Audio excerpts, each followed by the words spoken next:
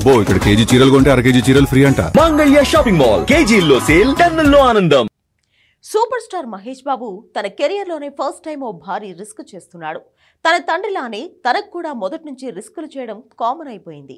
కాకపోతే ఈసారి తను రిస్క్ చేసేది సూపర్ స్టార్ అనిపించుకునేందుకు. దానికి చాలా కష్టపడాల్సి వస్తోంది. మహేష్ బాబుని అంతా ఎప్పటి నుంచో సూపర్ స్టార్ అంటున్నారు. అలాంటప్పుడు తను కొత్తగా ఏదో చేయాల్సిన పని లేదు, కానీ చేయాల్సి వస్తుంది. అది కూడా మహేష్ బాబు తీసుకున్న నిర్ణయమే. తన కెరియర్లోనే ఇది కాస్ట్లీయెస్ట్ నిర్ణయం అని తెలుస్తోంది. ఈ నిర్ణయం ఖరీదు 1000 కోట్లు. అంత ఖర్చు పెడితే తప్ప తను సూపర్ స్టార్ కాలేడా అంటే కానే కాదు. కాకపోతే 1000 కోట్ల రిస్క్ చేయకపోతే తనకు ఆ ట్యాగ్ లైన్ దక్కదు. ఇదేం లింకు? ఇంతకీ తను కొత్తగా చేసే రిస్క్ ఏంటి? దానికి 1000 కోట్ల నెంబర్తో ఉన్న కనెక్షన్ ఏంటి?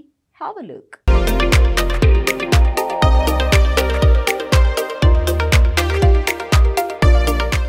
సూపర్ స్టార్ మహేష్ బాబుని మొన్నటి వరకు ప్రిన్స్ అని పిలిచేవాళ్ళు. కానీ గుంటూరు కారం తర్వాతే సూపర్ స్టార్ అని పిలవటం మొదలైంది. కానీ ఇప్పుడు అదే సమస్యగా మారింది.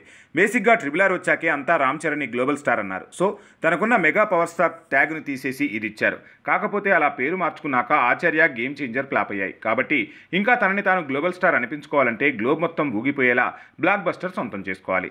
అచ్చంగా ఐకాన్ స్టార్ విషయంలో ఇదే జరిగింది. పుష్ప 2 రిలీజ్కి ముందే తన పేరు స్టైలిష్ స్టార్ నుంచి ఐకాన్ స్టార్గా మారింది. అది మారాక లక్కీగా పుష్ప 2 హిట్ అయింది. పాన్ ఇండియా లెవెల్లో 1500 కోట్ల నుంచి 1600 కోట్ల వసూళ్లు రాబట్టింది.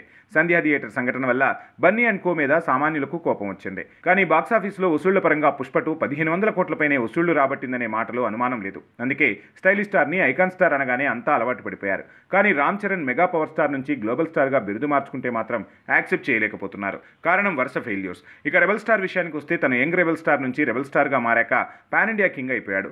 1 కాదు 2 కాదు, బాహుబలి 2 భాగాల తర్వాత సాహో, సలార్, కల్కి ఇలా 3 పాన్ ఇండియా హిట్లు పడ్డాయి. కాబట్టి యంగ్ రెబల్ స్టార్ని రెబల్ స్టార్ అనగానే అంతా అలవాటు పట్టడం కాదు, రెబల్ గాడుగా మరో పదాన్ని యాడ్ చేసి ముద్దుగా పిలిచేసుకుంటున్నారు.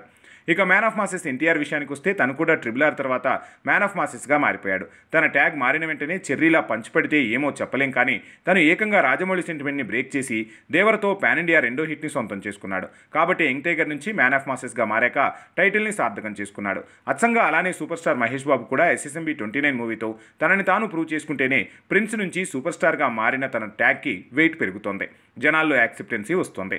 అందుకోసం రాజమౌళి ఏకంగా 1000 కోట్ల రిస్క్ చేస్తున్నాడు. కానీ తన సినిమా అంటే సక్సెస్ మినిమం గ్యారంటీ. కాబట్టి 1000 కోట్ల బడ్జెట్తో ఫిలిం టీం చేస్తున్నది అసలు రిస్కే కాదనే మాట వినిపిస్తోంది. గుంటూరు కారం విషయంలో త్రివిక్రమ్ లోపం ఏమైనా ఉండొచ్చు, కానీ మహేష్ పర్ఫార్మెన్స్తో కారంలోని ఘాటుని క్యారెక్టరైజేషన్లోనే చూపించాడు. కాబట్టి పాన్ ఇండియా మూవీ చేయకముందే తన ట్యాగ్ సూపర్ స్టార్గా మారినా జనం యాక్సెప్ట్ చేశారు. ఇప్పుడు SSMB 29 కూడా దుమ్ము దులిపితే వరల్డ్ వైడ్గా తనని సూపర్ స్టార్గానే సంబోధించడం కామన్ అయిపోతుంది మరి.